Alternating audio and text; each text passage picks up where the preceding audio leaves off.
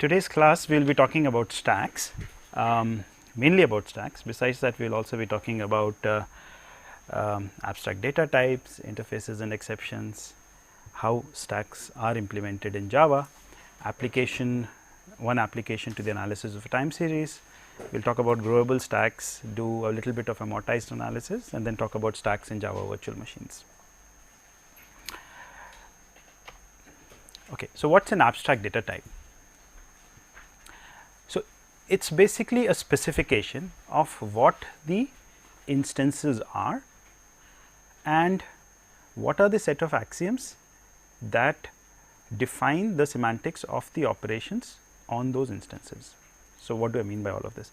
So, you know data types, for instance, you know integers, right, and you know real numbers and so on. So, when we talk of two integers and we say addition, so you understand the notion of addition. That is the same way as you add two integers in math, right.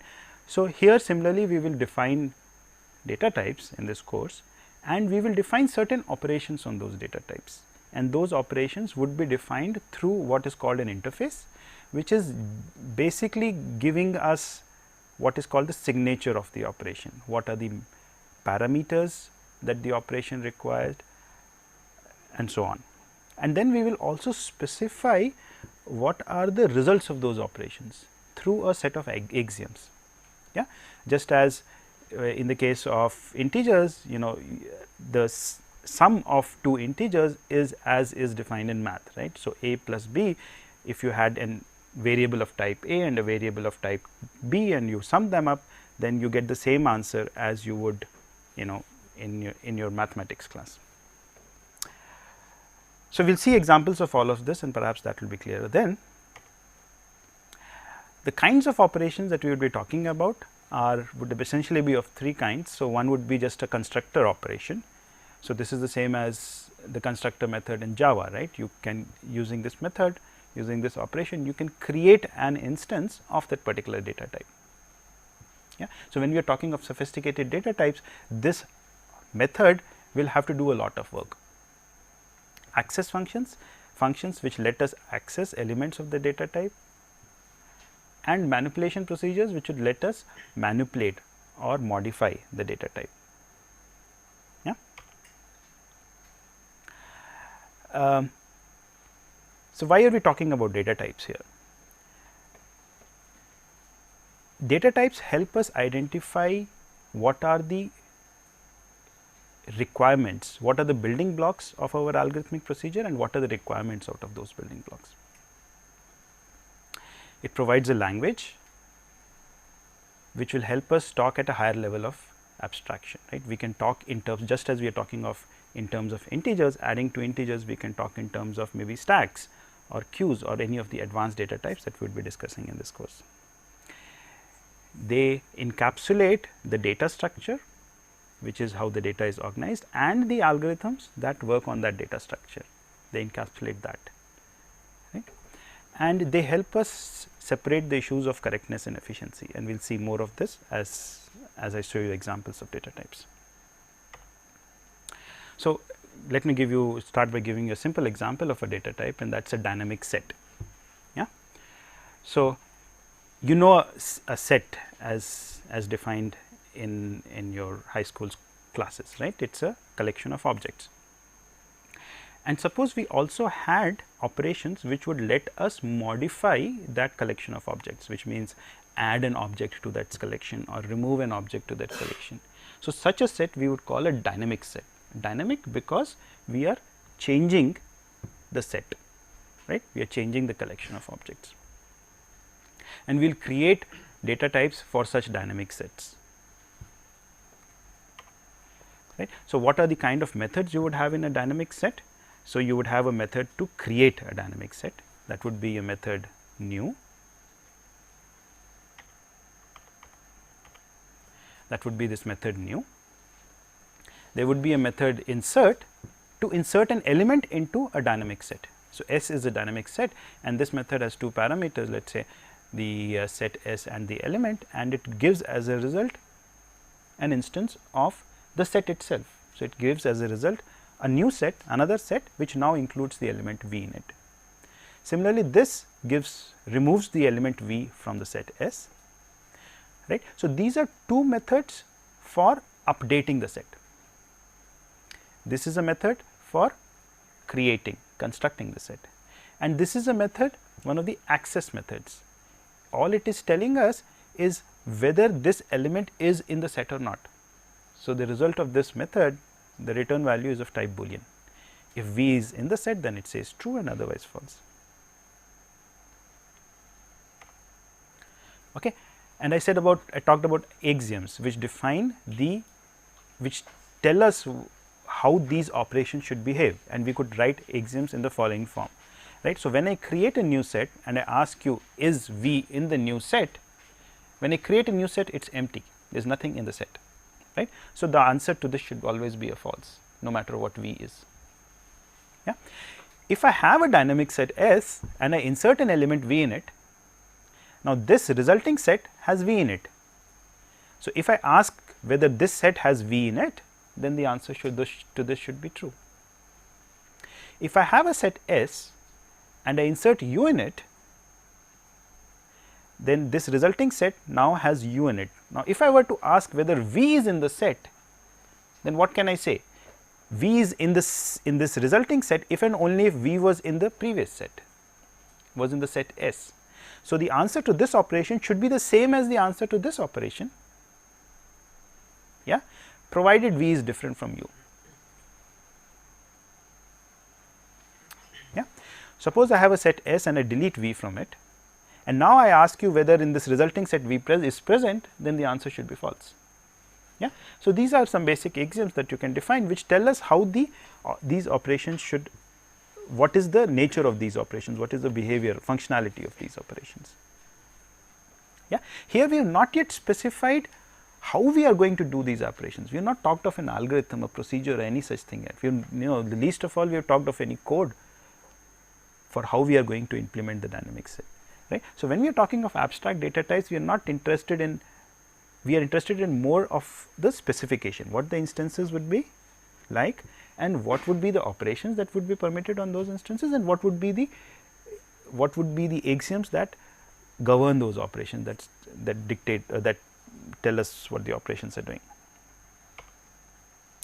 Okay. So, some simple abstract data types that you are perhaps familiar with are queues. I do not know whether you know queues, but we will be doing that later in the course. Stacks, and stacks is what we will be doing today. Okay. So, let us get to stacks then. So, what is a stack? It's again a collection of elements, but now this collection follows what is called the last in first out principle. What this means is that the element which is inserted last would be the first to be removed. So, if I insert an element and then I say remove an element from this collection, then the element that would be removed was the one which was inserted the last. So, the operation of inserting an element is called pushing, and the operation of removing an element is also called popping the stack, right. And some of you might have seen this kind of toys. So, this just has the collection of elements. So, this could also be, for instance, a stack of trays in your mess. So, what you do when you put a tray, you put it on top, and when you remove it, you would always remove the one which is at the top. So, when you remove an element, when you pop off an element, it is always the one which you inserted the last. Yeah. Okay. So, this abstract data type, we are going to define it using, it is supported with these 4 methods. These are the key methods. So, new is a method to create a stack. Push, when I specify an element O, push adds this element O to this abstract data type. So, it inserts object O onto the top of the stack. Pop is not taking any parameter other than the abstract data type, right. It is just taking the stack as a parameter, and it says when I say pop this stack, it just says remove the top element from the stack. If the stack is empty, then this should flag an error. This should say that the stack is empty. Okay. The top operation returns the top element. It does not remove it. That is how it differs from push.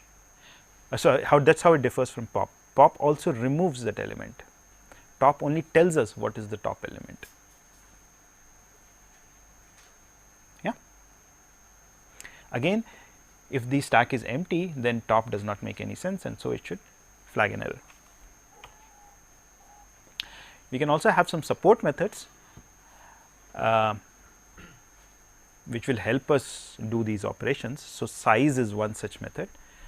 So, size tells me how many elements are there in the stack,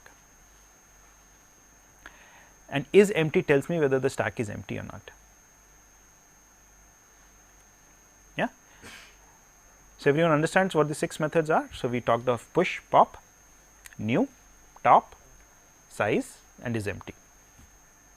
Yeah. So, these are the methods. You understand what these methods are doing, and these are the axioms which govern the behavior of these methods, right. So, if S is a stack and I push an element onto S and then I pop the resulting stack, what should I get? The element that I pushed? No. Okay. So, when I pop, I should get back S. Okay. If I were to do a top operation now, so when I push an element V onto a stack and I do a top, I should get V, because V would be the top element of the stack then.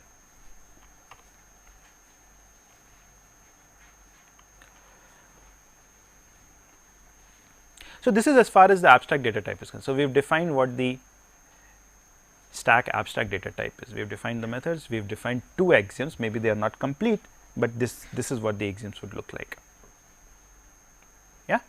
Now, suppose we want to translate that into code. What do we do? How do we translate an abstract data type into code? So, for that we will need 2 constructs. Many of you might be familiar with this already, notion of interfaces and exceptions, right. And so, what is an interface? An interface is a way to declare what a class is to do,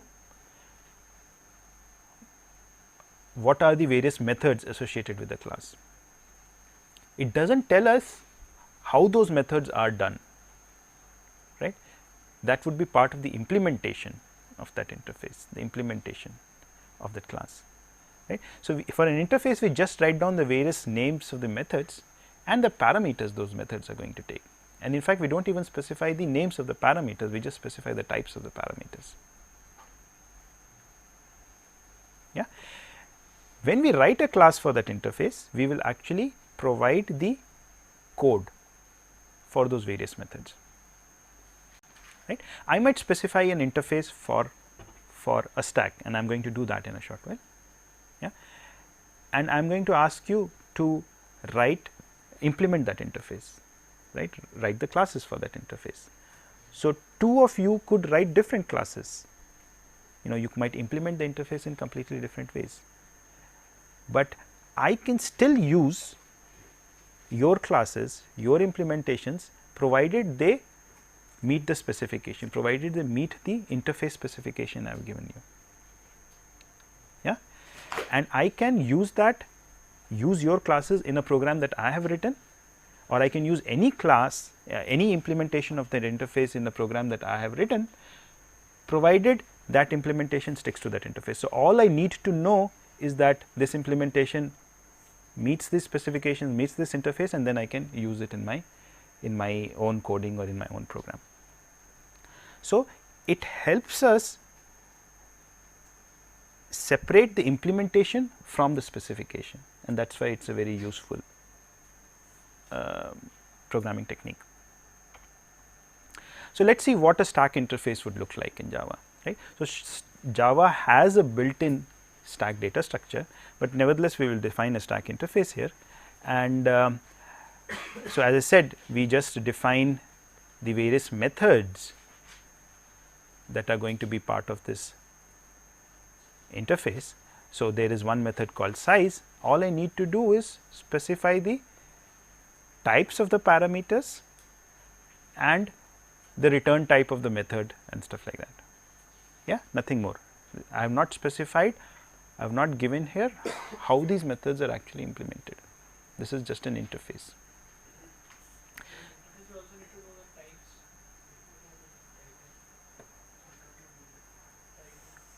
So, your question is whether in an interface we need to know the type of, like the parameter types of the function. yeah. So, we need to know the types of the parameters, yes, as is here. So, when I am pushing, so it takes a parameter of type object, right. Object is this generic type in Java, all objects are derived from this type. Okay. So, for instance, the method is empty returns boolean, right. That just tells us whether the stack is empty or not. Recall that top gives you the top element in the stack. So, it returns an object, and we also have this it throws stack empty exception. So, we said if the stack is empty, then this method should somehow signal that, right, and we are going to do that using the notion of exceptions, and I come to that in a minute. Okay. So, what is an exception? Exception is another. In the last slide, what does the void thing mean? Void means it does not return. It does not return any object or any value. But it does. It returns the actual. It returns the original stack with the new element. Doesn't return the new stack. Right. So, it does not return a stack. It is a method which is executed on the stack. It modifies the stack. So, you basically don't consider stack as a parameter. You do not consider stack as a parameter here, exactly. Okay. So, exceptions are a mechanism to handle errors. So, when we have an error, so when we reach some exceptional condition or an exceptional case in the execution of a program, we throw. So, the Java term is throw, we throw an exception. So, as soon as an exception is thrown, the flow of control moves from that current method to the method to the point where the method was called. Okay. And I will soon show you an example of this. The idea essentially is that when an exception occurs, when something exceptional happens, you delegate the responsibility of handling that exceptional case upwards. You delegate the responsibility of handling that problem or that error to the procedure which called this particular method. Okay. We see examples of it, and that will be clear. Okay. I have two methods here. One is an eat pizza method, which throws a stomachache exception, right. So, there is some code here and there is some dotted code here. So, if you ate too much pizza, then there is a problem, and so you throw a stomachache exception here. This procedure eat pizza was called here in the simulate meeting procedure. So, here I called this method eat pizza. Yeah.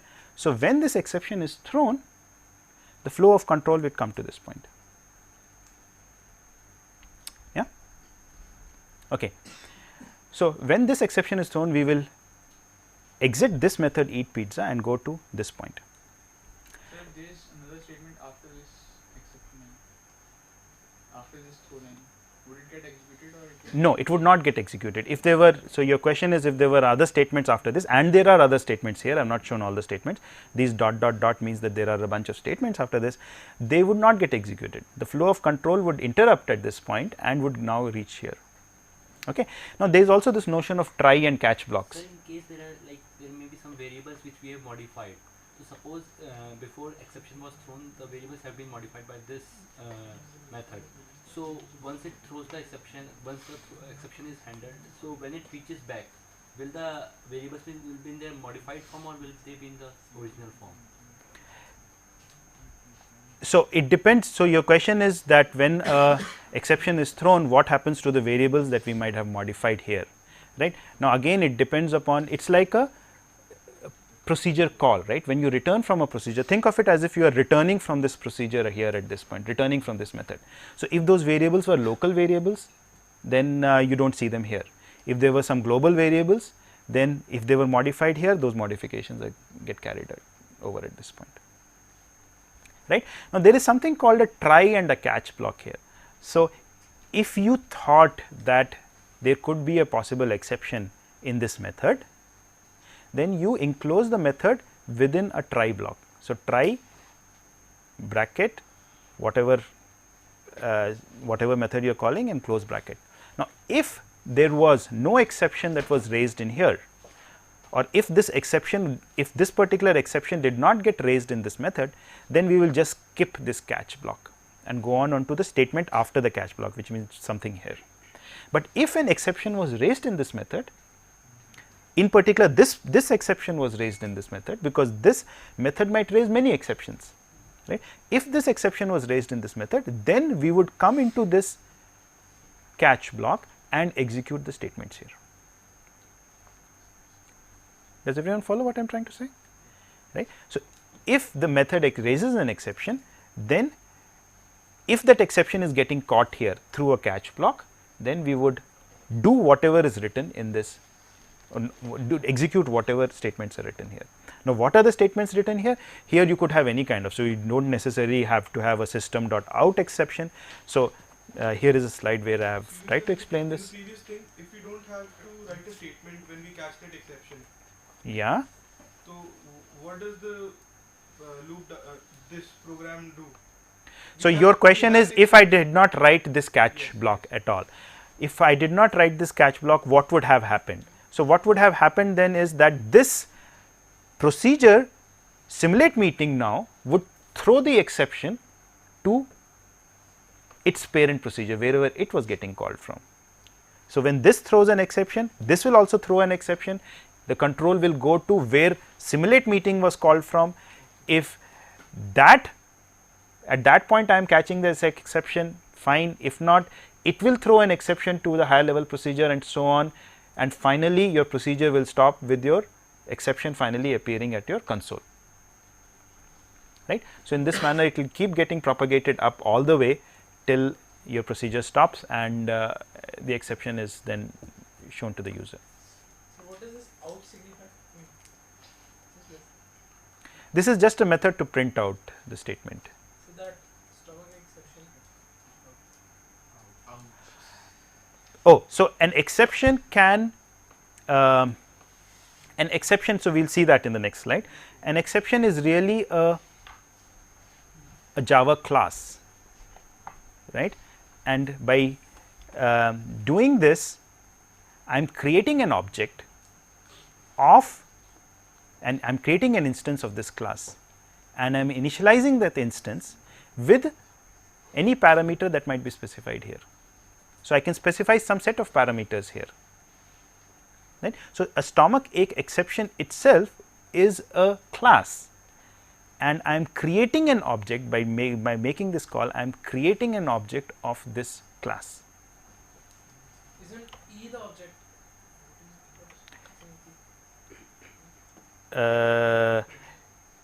Yeah. So, when this is caught, this E would get assigned the object that is created by this statement. So, if there is an exception, if an exception is thrown, would we not enclosing it in a try box, try block? Yeah. Then straight away the exception would come on the console. No, again it will be moved up to the calling procedure. We are not trying it. Yeah. So, actually, yeah. So, if it was not enclosed in a try, so this try and catch come together, right. But if you had not enclosed it in a try at all, then it would, that exception would just get propagated upward, move upward in the procedural hierarchy, right. So, if this there was this exception was thrown, then this procedure would throw an exception and its calling procedure would throw an exception till it gets caught at some point. If it does not, it reaches the console. So, the class name then a bracket followed by like within the bracket this ouch is written. What does that signify? That signifies creating an object. So, your question is a name of a class followed by brackets and some parameters written here. What does that signify in Java? In Java, that signifies that you are creating an object of this kind, of this class. You are invoking the constructor method for this class with these as the parameters.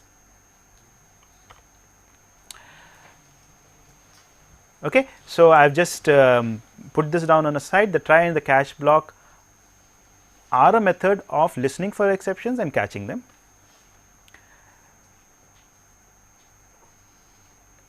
So, as I mentioned before, a catch block can contain anything. It does not just have to have a system.out.println. It can also throw an exception in turn, but it can also do other things to help you gracefully exit from the program when an exception happens. So, if you throw an exception in any method, then you need to add a throws clause when next to the method name, as we did on one of the previous slides. Right. So, when we wrote the method eat pizza, we had throws this exception. So, can we use more than one exception? Yes, a method can throw more than one exception. So, what did you mean by the stomachache exception itself being a class? I come to that on this slide, right. So, when you are defining a stomachache exception, what is a stomach? So, in Java everything is really an object, right. So, stomachache exception here is the name of a class, okay, and this is the constructor method for the class, right. Recall that the name of the constructor method is the same as the name of the class. So, the constructor method here is taking a single parameter, which is a string, yeah, and what does super mean? It is calling the super class with the same, with this parameter then. So, again as I mentioned before, if you never catch an exception, it will propagate upwards along the chain of method calls till it reaches the console. Any questions? What calls the constructor of the parent class? It calls the constructor of the parent class, the class from which this class is getting derived. Since stomachache exception is extending runtime exception, it will call the constructor method for the runtime exception. What do you actually mean by class in here? We can define classes as integers and something, but what is this stomachache exception you can call a class? And how can it call some other class?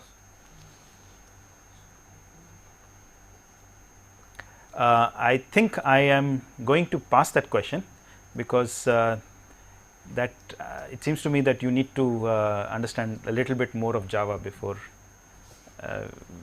right. So, we will not take this question here. Yeah. So, if it's trying more than two types of exceptions, Yeah. so what will the throws call? We have to write both? Yes. So, if a particular method throws more than one exception, then you will have to specify all those various exceptions it can throw next to the name of the method. Yeah. And then even in the try block, you can have many catch statements, right. You can have catch this exception followed by catch some other exception followed by catch a third exception and so on. Yeah. You need to look at your Java book for these things. So, now we get back to our stacks. So, we had created the interface for a stack. Yeah. Now, we are going to implement methods, and there can be many ways of implementing a stack, and the first way we are going to discuss here is using an array. So, I am going to have an array.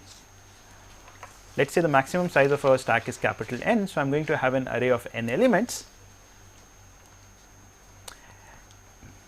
This is going to contain the elements, this array is going to hold the elements of the stack, and I am going to have a variable t, which will tell me where the top element of that stack is. Yeah. So, t gives me the index of the top element in the array S. So, the first element will come at location 0. When I push another element, it will come here. When I push another element, it will come here, and so on.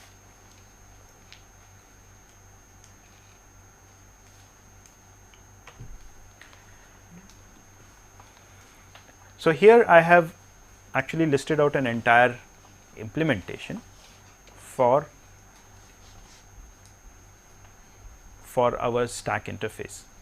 So, my implementation is called array stack because I am using an array to implement the stack, and this statement says that it is implementing the stack interface by saying array stack implement stack.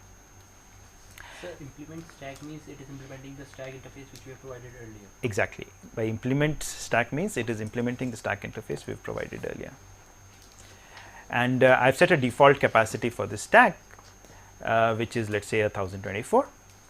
Otherwise, the capacity of the stack would be in this variable n. What is this final mean? Final is just specifying that this is a constant which its value can never be changed. Right. S is declared to be, so S is that array which is going to hold the elements of the stack. So, S is an array of objects and T is the index of the top element. So, T is initially -1 because there is nothing in the stack. Right. T is equals 0 means the top element is at location 0. So, when the stack is empty, T is -1. Right. And these are two constructor methods. If you do not specify anything, if you just call array stack without any parameters, then I am going to create a stack whose capacity is 1024. And if you call array stack with some number, let us say 37, then I am going to create a stack of size 37. So can you please go back to the previous slide?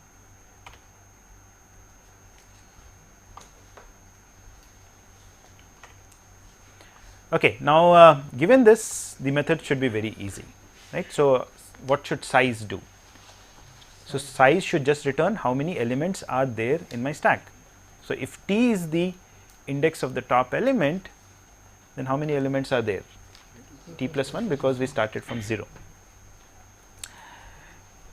So, if you want to know whether the stack is empty, the stack is empty if T is -1 less than 0. So, if T is less than 0, then the stack is empty. So, if T is less than 0, this procedure, this method would return true, otherwise it would return false. If I want to push an object into the stack, I am trying to push this object into the stack, then if the size of the stack already equals n, then I should throw a stack full exception. Else, I should first increment T and then put the object at the new location, the incremented location. Yes. So, this is first increment and then put the object at that location. I have to give you the top element of the stack. So, what should I do? I should first check if the stack is empty or not. If the stack is empty, then I throw a stack empty exception. As recall that if the stack is empty, then the flow of control would exit from here, right. So, if the stack is not empty, then I just return the top element of the stack.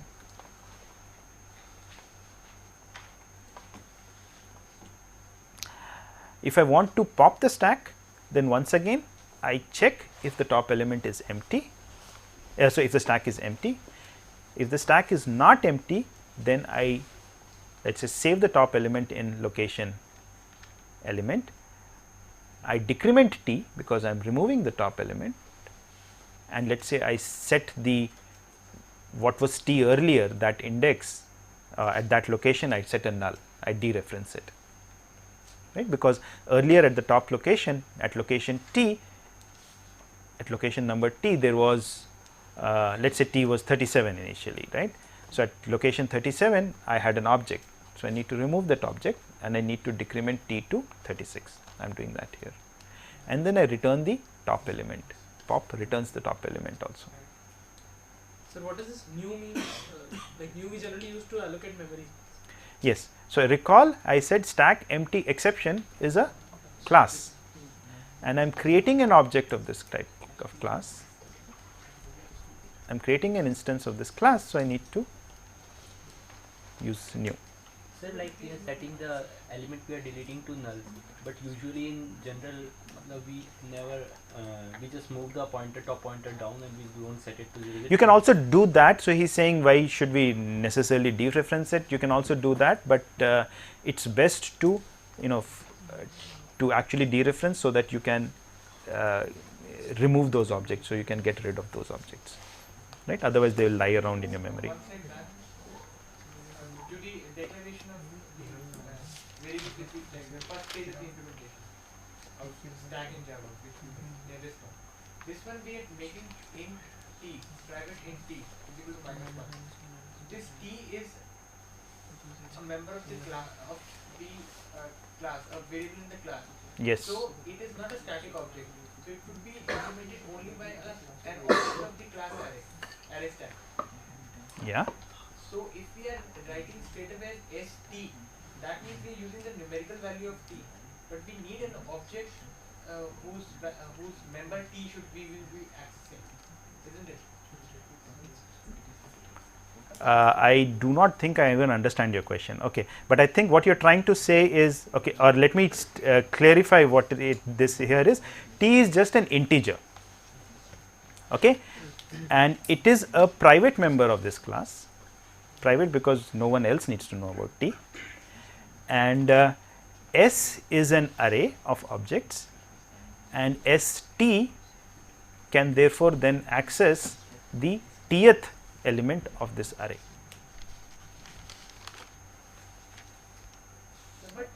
Okay, we will take your question later then. Yeah, I will continue. So, about the array implementation, it is very simple. All the operations were taking constant time. None of the operations required time proportional to the which was dependent upon the number of elements in the array in the stack at that point, right. So, each of those methods take order 1 time. The problem, however, is that we are working with an upper bound on the size of the stack, right. So, this upper bound was either we took the default value, which was 1024 in our example, or it was specified at the time of creation of the stack. Why is this a problem? You know, we do not know quite often beforehand what size stack we should have. We might allocate a very large size stack, in which case it might be a waste of memory, or we might allocate a very small stack, in which case we might not be able to run our procedure to completion because we will soon have a stack full exception, right. So, stack empty exception is a requirement of the interface. Why do I say this? Because the top and the pop methods are not defined if the stack is full, the stack is empty. So, it is a requirement of the interface really, but a stack full exception is an artifact of this implementation.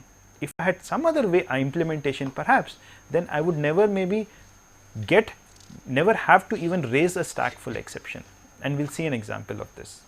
We will see how we can implement the stack so that we never have to make a stack full exception, so that we can always grow the stack when need be. You have a question? You have a question?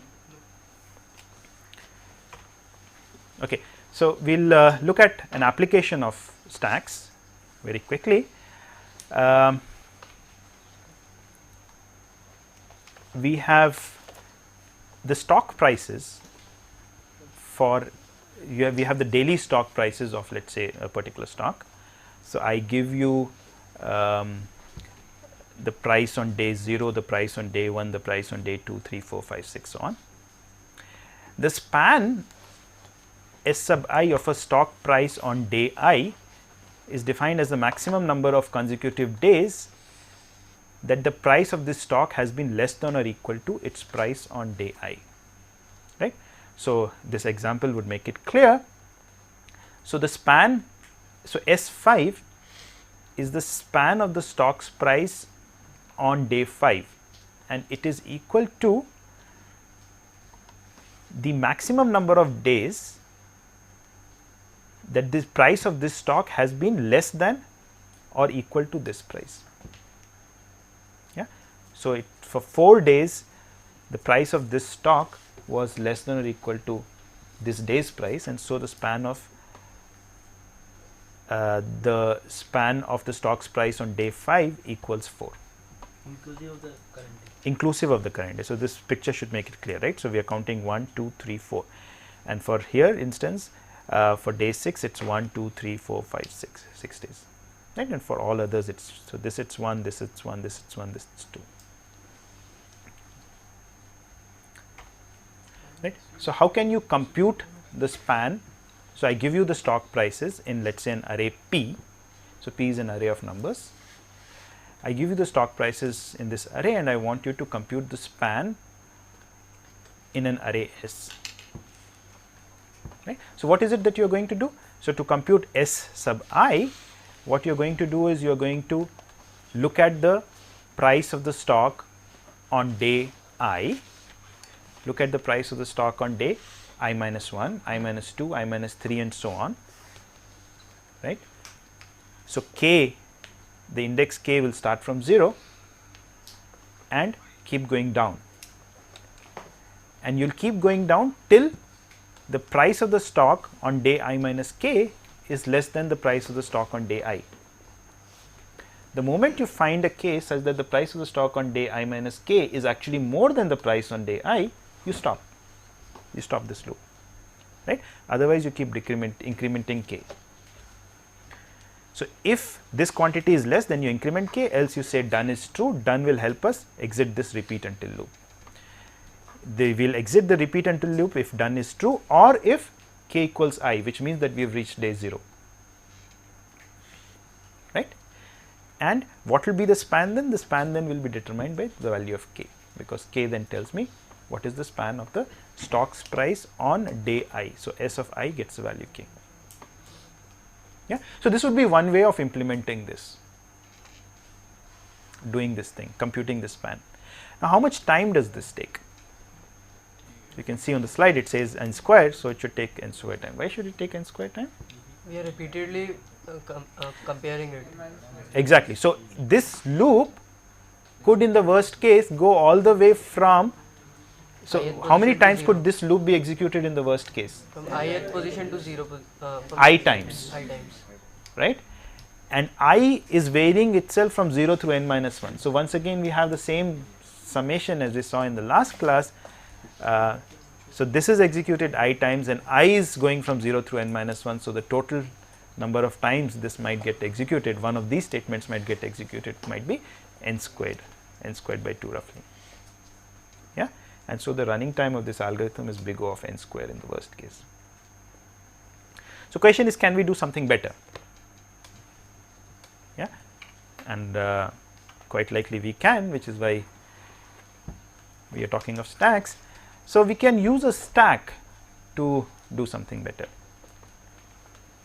So, recall that to compute the span, we need to know the closest day preceding I on which the stock price is greater than the price on day I.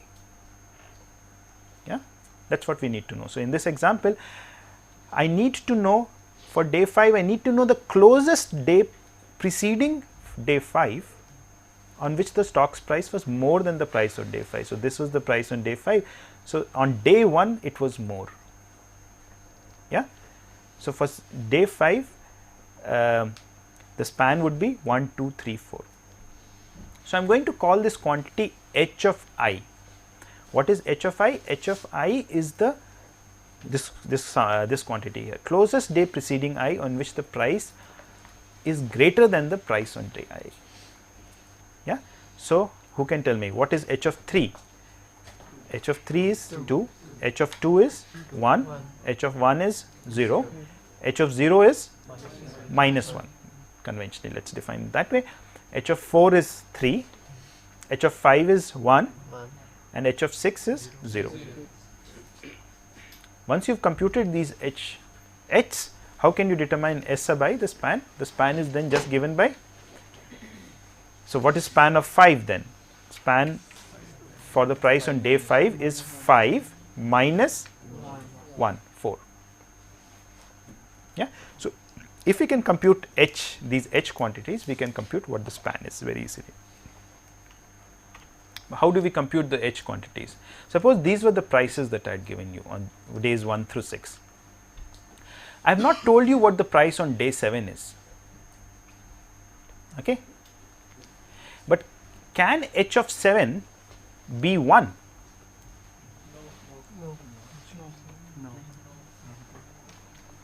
I have not told you what the price on day 7 is, but what is h of 7? Our definition of h7 is the closest day preceding 7 on which the stock's price is larger than the price on day 7. but that day cannot be 1 at all, because the price on day 2 is larger than the price on day 1. Similarly, that day cannot be 3 or 4. Yeah. So, what are the possible values that h of 7 can take? 2, 5 and 6. These are the only possible values that h7 can take. I do not know what h7 is, but these are the only values it can take. Yeah. So, we will store these indices 2, 5 and 6 in an array, in a stack. 2 will be at the bottom of the stack, 5 will be above that and 6 will be at the top. Yeah.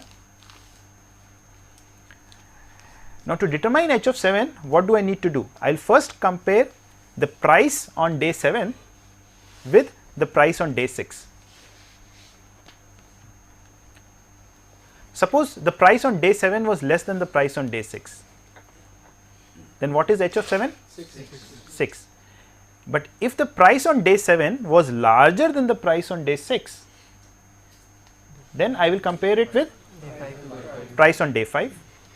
If it was larger than the price on day 5, then I will compare it with 2. If it was larger than 2, then it is -1. Then h of 7 is -1. So, suppose this is the price on day 7, this new bar that I have drawn here. So, now it is more than the price on day 6. So, what is h of 7 then? 5. Right. So, h of 7 now becomes 5.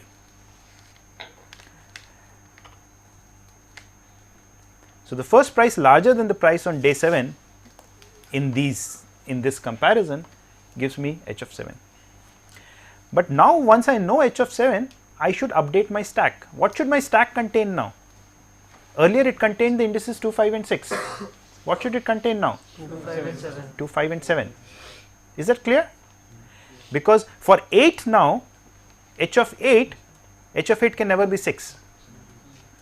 So, I should get rid of the 6 and replace it by 7, right. So, you can see that a stack would be the right way to do these things, and let us look at the procedure which does this now. So, D is going to be this stack of mine. Okay. Initially it is empty, and what am I going to do? When I get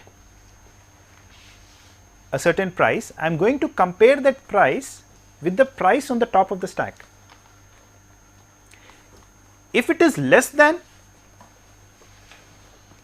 the price on the top of the stack, then what happens? Recall the previous picture. If it is less than the price of the top of the stack, so on the top of the stack we had 2, 5 and 6. If this bar was less than 6, then it is just what is there on the top. Then we are done, right. The index on the top of the stack will give me my h value. Right. If it is more than the top on the stack, the price on the top of the stack, then I will pop off, I will remove the top of the stack, because now I need to compare with the next one. And why can I pop off? Because I will not need that quantity anymore later.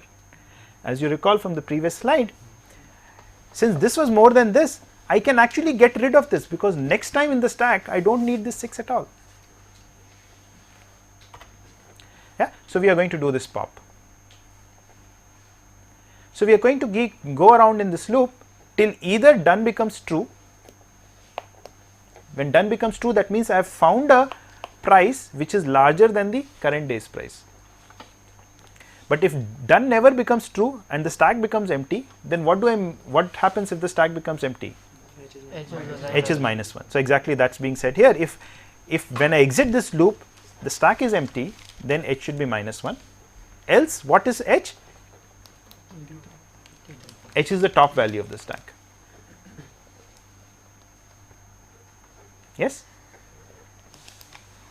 And once I know h, I can compute s of I, and I keep this in. And I will push this I back in now. Yeah. Recall in the previous slide, when I got this 7, I now push 7 in for my next computation. Great. So, how much time does this take now? Why should it take n? Maybe this loop executes a whole lot of times. This while loop might execute a lot of times. So, why should this take only n time? But it can execute only once, case then again it is will n become square. single time. So the worst case is again is n squared, because if we get an increasing order, then So, is the worst case n square or is the worst case n here? N square. N square.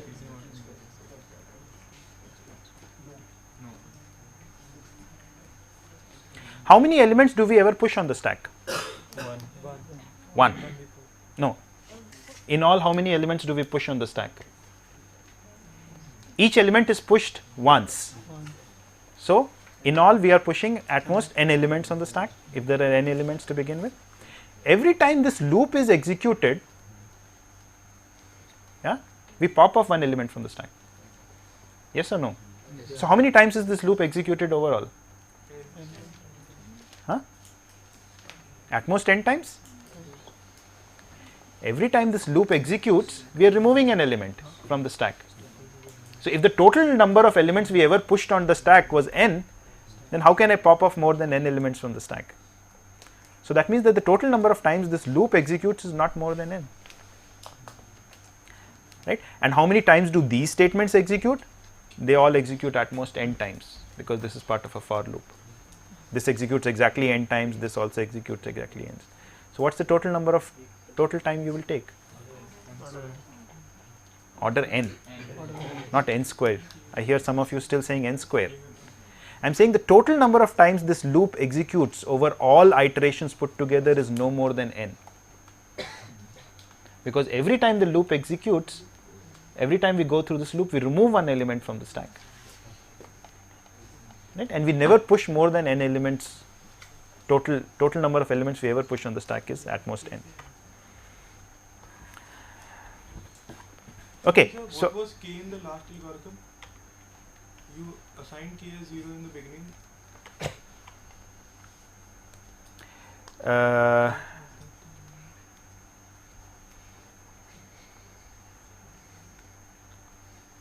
Good question. I don't seem to know what k is. It should be h. Yeah, this k should be h. Thank you. Okay, so I said one problem with our stack implementation so far was that we had to give a maximum size for the stack. Yeah. Suppose so now we are going to look at an implementation in which the stack can grow if it ever gets filled. Right? How are we going to do that? If the size of the stack, so when we are pushing an element, if the size of the stack is n, then I create a new array of length f of n. We will come to what f of n is. I create a new array, I copy all the elements of my original stack S into A, and then I rename A as S. So, this becomes my new stack. So, I now have a new stack which has f of n elements in it, f of n locations in it, which has capacity f of n. F of n will be larger than n for us, and so we would have increased the size of the stack. Okay. And I increment and I do the regular thing that I need to do for a push, that is I increment the top counter and I put the object that I am trying to push at this top location. So, question then is what should we choose f of n as, right? So, there are two strategies that one could adopt. One could either have a tight strategy or a growth strategy. In a tight strategy, we always increment the size of the array by some constant c. We just increment, additive increment, and in the growth strategy we double the size of the stack. अगर पहले 10 था तो अब 20 हो जाएगा size of the stack. And we want to compare these two strategies. We want to see which of these strategies is the better strategy. So, we are going to think of pushes as of two kinds. One is a regular push. In a regular push, there was space in the stack and you just push the element. So, it takes 1 unit of time. A special push is one in which the stack was already full and you had to create a larger stack and copy the elements from the earlier stack to this larger stack and then push the element. So, you created a stack of size f of n that cost f of n units. you copied the n elements, that costs n units, and then you push that one more element, so that costs one more unit. So, total cost of this special push operation would be f of n plus 1. Okay, so let's see how the tight strategy, which is where we are incrementing the size of the stack by c units, where c is now, for this example I have taken c to be 4, how this behaves, right. So, initially I started with a stack of size and with the array of size 0. When the first element came to push, that was a, then I created a stack of size 4, right, and I pushed this first element in. So, the total cost was 4 plus 1. When the second element came, I do not need to enlarge my stack because I have space, yeah. So, it just cost me 1 unit, it is a regular push. This is also a regular push, this is also a regular push, so they all cost 1 unit each. Now, this is a special push because when I am now trying to push E, this stack is already full. So, I need to create an array of size 8, I need to copy these 4 elements in there, that is the 4, and then I need to push 1. So, the total cost becomes 8 plus 4 plus 1. So, these are all 3 are next regular pushes, and then once again when I fill this, I will create an array of size 12 now. Why? Because C is 4. So, I am incrementing the size of the array by 4 units every time. So, I create an array of size 12, I copy these 8 elements and then I push this one more element. So, I get 12 plus 8 plus 1 and so on, and finally, I have this thing. So, I am going to call this one when the size of the array was 4, I am going to call that phase 1, when the size of the array was 8, I call that phase 2, and so on and on, right. And let us see what is the total cost that we incur in this procedure.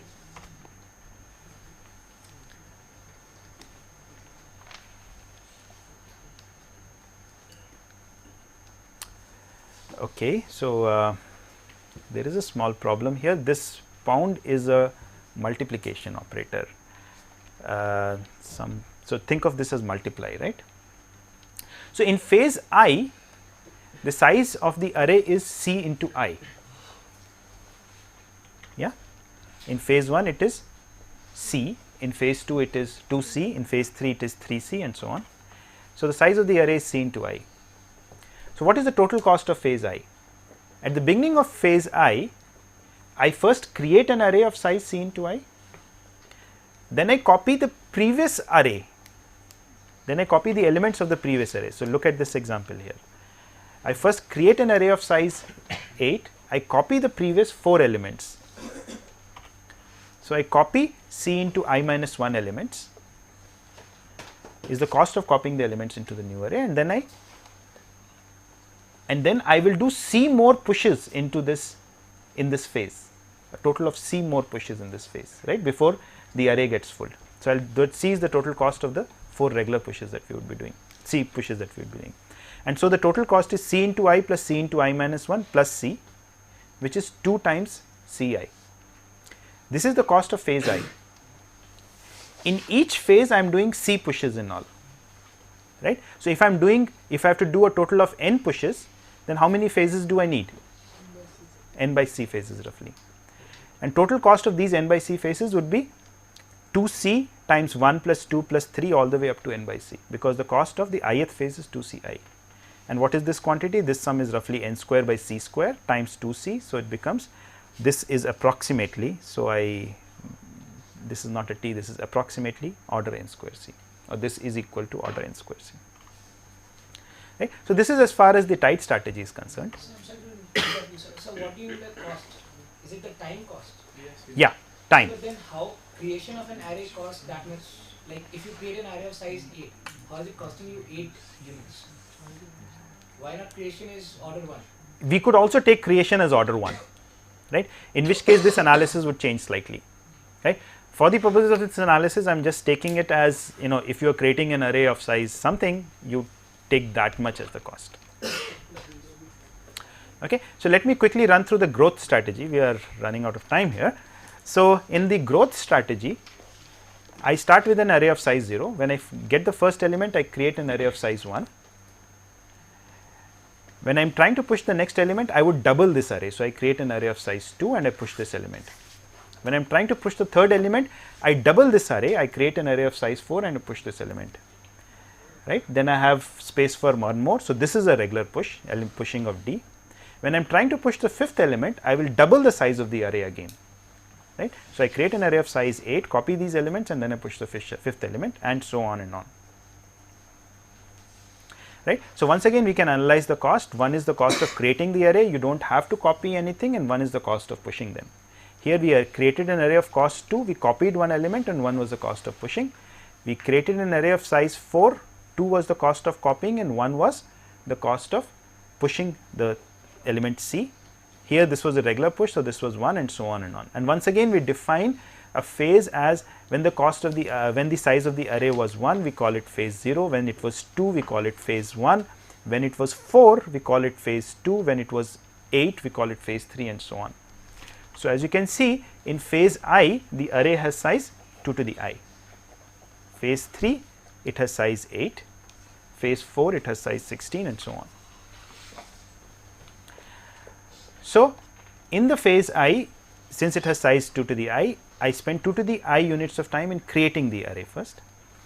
Then I have to copy the elements of the previous array, right. So, that is 2 to the I minus 1 elements of the previous array, they have to be copied. So, how many elements are left after copying the 2 to the I minus 1 elements? 2 to the I minus 1 elements are still left. They have to be pushed in this phase. So, 2 to the I minus 1 is the cost of pushing in those 2 to the I minus 1 elements. So, the total cost of phase I is 2 to the I plus 2 to the I minus 1 plus 2 to the I minus 1, which is 2 to the I plus 1. If we do n pushes in all, how many phases would we have? We would have log n phases, right, because of the way the array is growing. So, the total cost of the n pushes is going to be 2 plus 4 plus 8 and so on up to 2 to the log n plus 1, which if you sum this up is 4n. So, the total cost of n pushes is 4n here, and what was it in the case of the tight strategy? N square by c. So, this is clearly a better strategy. Right. With this, we are going to stop our discussion about stacks. The next class we will discuss queues and linked lists. Stop here then.